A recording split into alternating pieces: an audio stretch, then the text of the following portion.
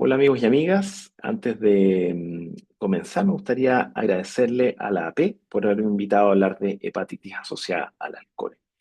No tengo conflictos de interés y el día de hoy me gustaría hablar sobre qué es la hepatitis asociada al alcohol y cuáles son los tratamientos actuales para esta enfermedad. Así que, bueno, me gustaría partir hablando sobre un poco la historia natural de la enfermedad hepática por alcohol, ya que es la mejor manera de entender la hepatitis asociada al alcohol. Y sabemos muy bien que aquellas personas que beben alcohol en exceso, más de un 90% va a desarrollar algún tipo de enfermedad hepática por alcohol, que va desde la esteatosis simple hasta el desarrollo de cirrosis. Y en todo este espectro, sabemos que las personas que beben alcohol en exceso pueden hacer un episodio de hepatitis asociada al alcohol. Y de hecho, no es necesario tener cirrosis para hacer una hepatitis asociada al alcohol. Alrededor del 40% de los casos de hepatitis asociada al alcohol ocurren en pacientes sin cirrosis establecida.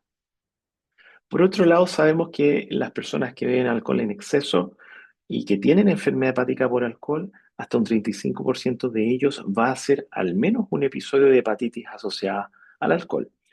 Y cuando vemos esto, vemos que hay dos enfermedades en uno. Está por una parte la enfermedad hepática en sí misma y por otro lado está la adicción al alcohol.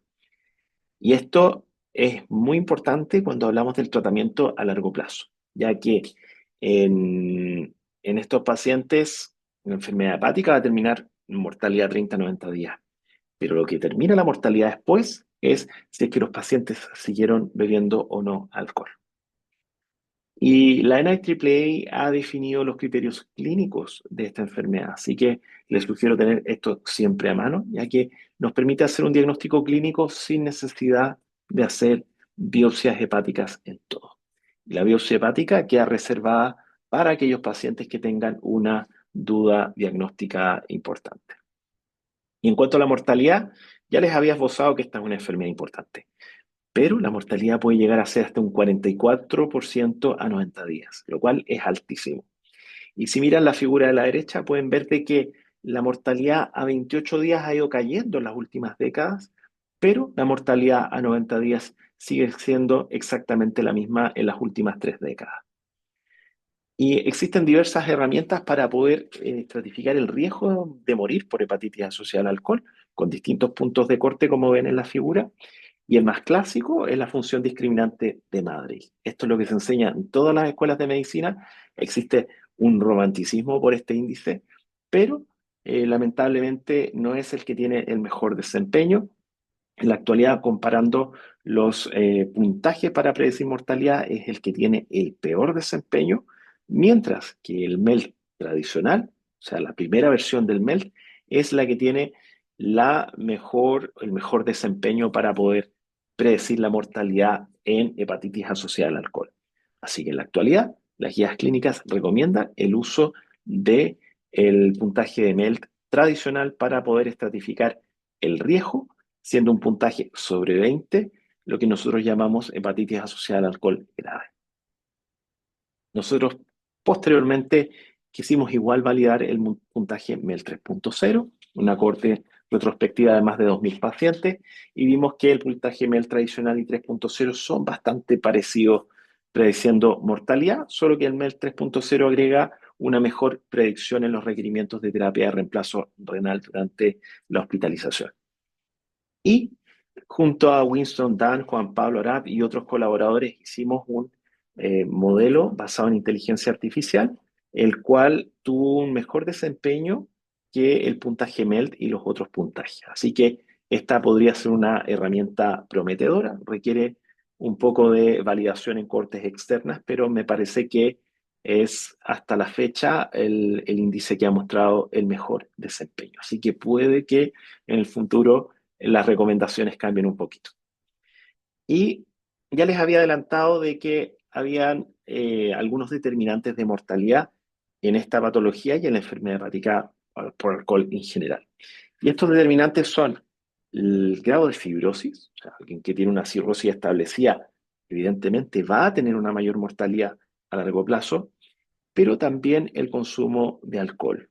sea, si las personas han logrado sobrevivir un episodio por hepatitis asociada al alcohol, pero siguen bebiendo, la probabilidad de morir lamentablemente es mucho más alta.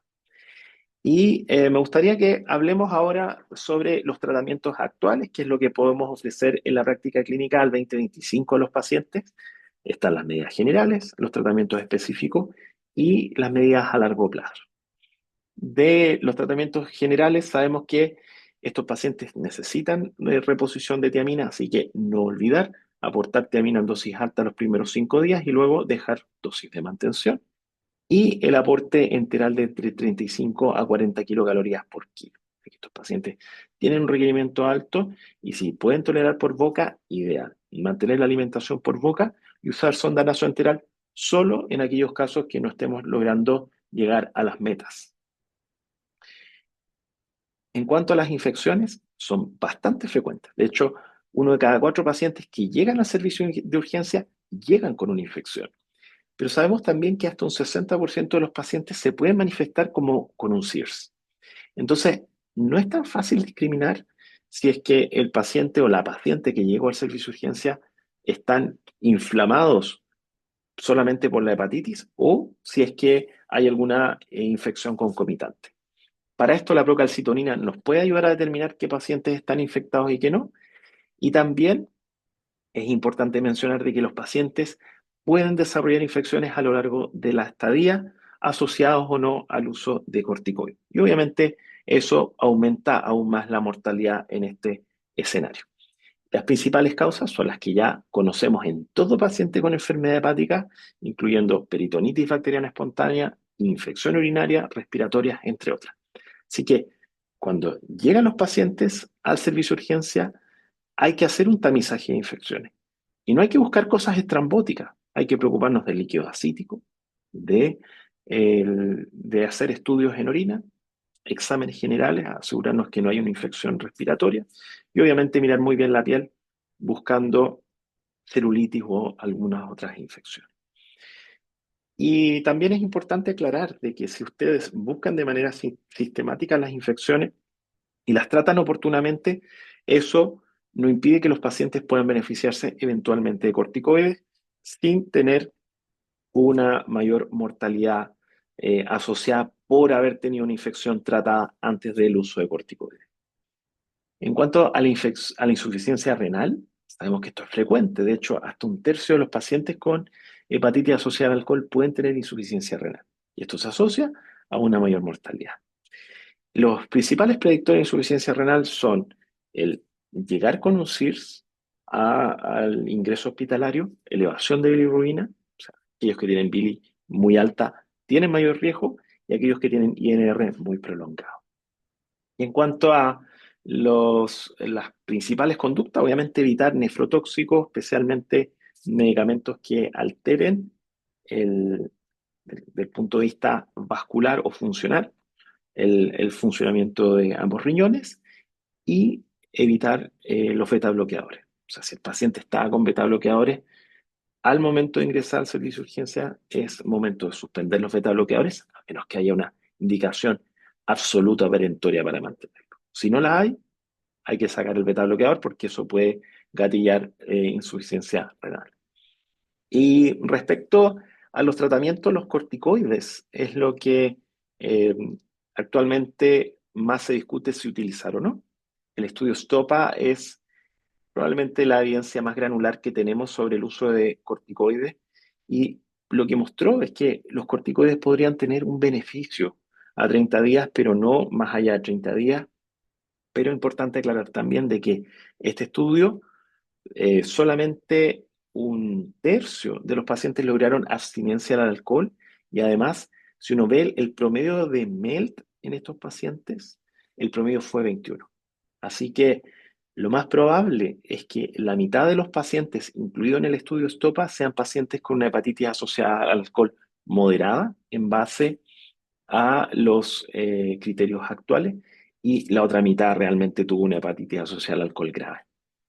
Ahora bien,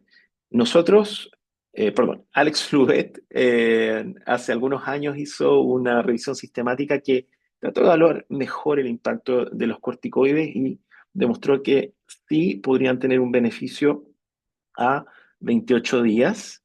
Eh, y lo importante, ahora sí que sí, junto a Juan Pablo Arap, decidimos también validar su uso en una cohorte global retrospectiva, más de 3.000 pacientes, y vimos que hay una ventana terapéutica para el uso de corticoides. Y esta ventana fluctúa entre 21 y 39, o sea, pacientes que tienen una hepatitis asociada al alcohol grave. Pero por sobre todo los que más se benefician son aquellos que están entre 25 y 39. Y este beneficio es solamente a 30 días, ya que el uso de corticoides no se asoció a una menor mortalidad a 90 ni 180 días. Y también junto al equipo de Juan Pablo Arad hicimos un estudio comparando los distintos tipos de corticoides, prednisona, prednisolona y metilprednisolona. Y vimos que independiente del corticoide que hayan utilizado los pacientes, la supervivencia a 180 días fue exactamente igual en los tres corticoides distintos. Por otro lado, Anand Kulkarni de la India hizo un estudio clínico randomizado en el cual les dio prednisolona por 4 semanas, 40 miligramos a algunos pacientes y a otros les hicieron un tapering bajando a 30 miligramos la segunda semana, a 20 miligramos diarios la tercera semana y a 10 miligramos diarios la cuarta semana.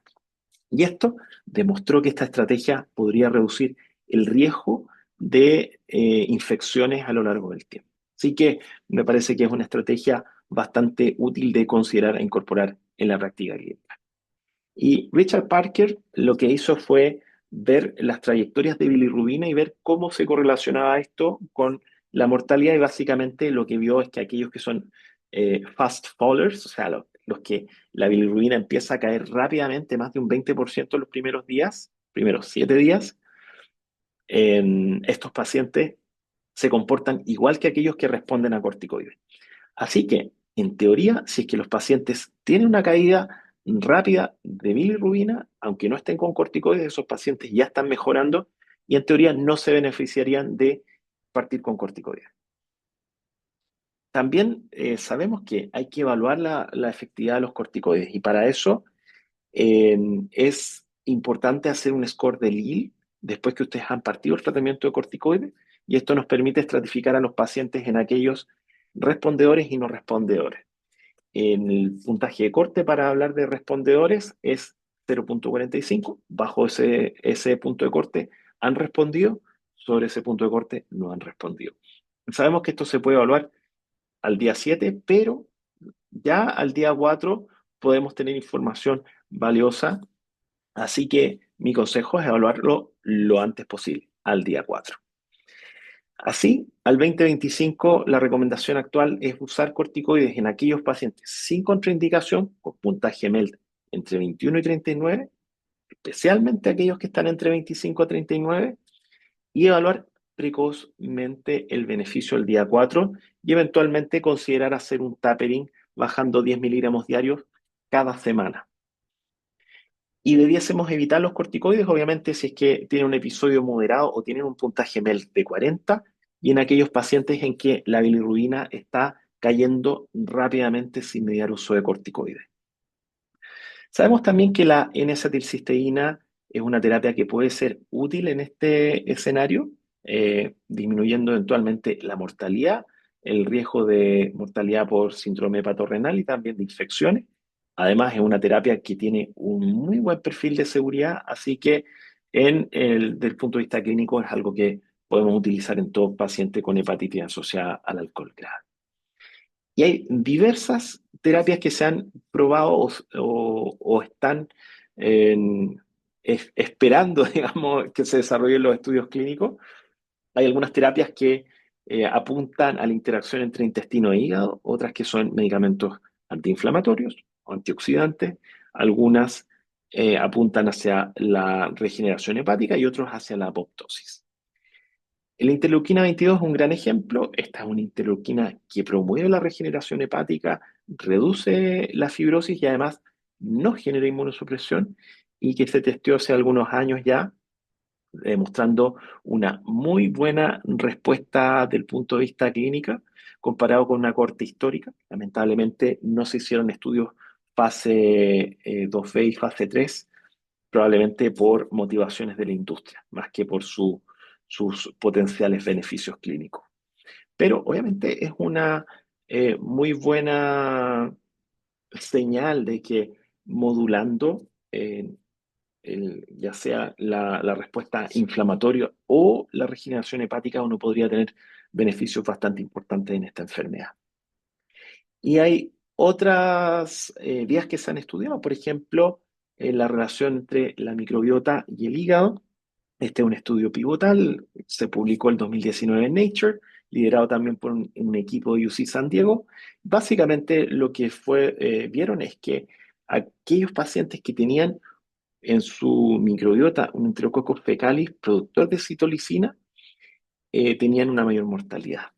Esto, si bien no se ha logrado replicar en otros estudios, sí ha dado pie a estudiar con mayor intensidad la relación entre microbiota e hígado, y hay algunos estudios que ya incluso demuestran que el tratamiento con trasplante de microbiota podría disminuir la mortalidad en este setting. Estos son estudios chicos, esto requiere validación, pero obviamente también abre un mundo de posibilidades para el futuro. Y respecto a otros tratamientos están los factores estimulantes de colonias de granulocitos. Y esto ha sido algo bastante discutido porque en estudios asiáticos, especialmente de la India, estos fármacos han mostrado beneficio, pero en los estudios que se han hecho fuera de la India, este beneficio no se ha visto. Así que por ahora no se recomienda utilizar esta terapia en nuestro día a día, pero hay algunos estudios que están en curso que podrían darnos más evidencia sobre si usarlos o no usarlos y en qué setting utilizarlos.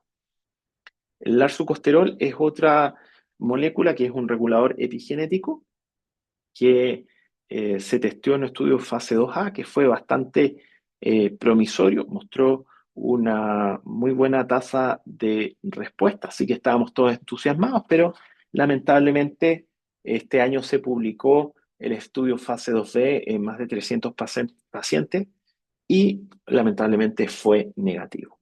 Ahora, se vieron algunos beneficios en los pacientes tratados en Estados Unidos, pero va a ser difícil poder demostrar un beneficio o un amplio uso de esta terapia en hepatitis asociada al alcohol. Y en cuanto a anakinra, más zinc versus prednisona, este estudio se hizo tratando de disminuir la inflamación, pero lamentablemente tuvo que ser detenido precozmente por seguridad debido a que la rama anakinra con zinc tenía mayor mortalidad. Así que este estudio, si bien fue negativo, nos da señales de que no solo basta con apagar la inflamación, sino que también necesitamos evitar apoptosis, necesitamos mejorar la regeneración hepática, así como todas las cosas que se afectan a nivel hepático en este setting. Y existen otras terapias como la terapia extracorpórea celular. Esto es como básicamente un circuito donde hay algunas células que podrían de cierta manera hacer un símil a la diálisis. Y básicamente esta terapia, aunque se ve muy sofisticada, no ha logrado tener beneficios significativos en la hepatitis asociada al alcohol. Por otro lado está la plasmaféresis de bajo volumen. Esto se hace en la India, se hace en Europa del Este y se hace de manera bastante rutinaria, a pesar de que no hay mucha evidencia en su uso. Pero hay algunos estudios que han mostrado, como este de la India, que podría ser beneficioso y podría disminuir la mortalidad en hepatitis asociada al alcohol. Yo creo que es útil, es algo que tenemos disponible en, en la mayor cantidad de centros, especialmente centros que pueden trasplantar o que sean centros terciarios, pero la evidencia es insuficiente para recomendar su uso actual, al menos en la población latinoamericana. Y en cuanto a los antibióticos, el grupo de Francia estudió hace algunos años el uso de amoxicilina con ácido clavulánico, probablemente tratando de modular las colonias de Enterococcus fecalis, pero aunque esto disminuye las infecciones, lamentablemente no se asoció a una menor mortalidad en hepatitis asociada al alcohol. Así que hasta ahora no existe la evidencia o no existe una indicación para usar antibióticos de forma profiláctica. Eso no quita que no vayamos a estar buscando las infecciones de manera sistemática en esta patología. Y sabemos que el trasplante hepático obviamente es una estrategia que es el estándar de tratamiento actual y que tiene una supervivencia similar a aquellos pacientes que están trasplantados por una enfermedad hepática por alcohol descompensada. Me gustaría ir cerrando mostrando algunos detalles. Lo primero es que se vienen, se vienen cosas en el camino. Nosotros estamos tratando de predecir mejor qué pacientes se van a beneficiar de trasplante y para ello, eventualmente, aquellos que ingresan con un puntaje mayor o igual a 28 podrían ser pacientes que necesitan desde ya una evaluación para trasplante, especialmente aquellos que tienen puntaje sobre 32. Así que espero la próxima vez que nos veamos tenerles novedades al respecto.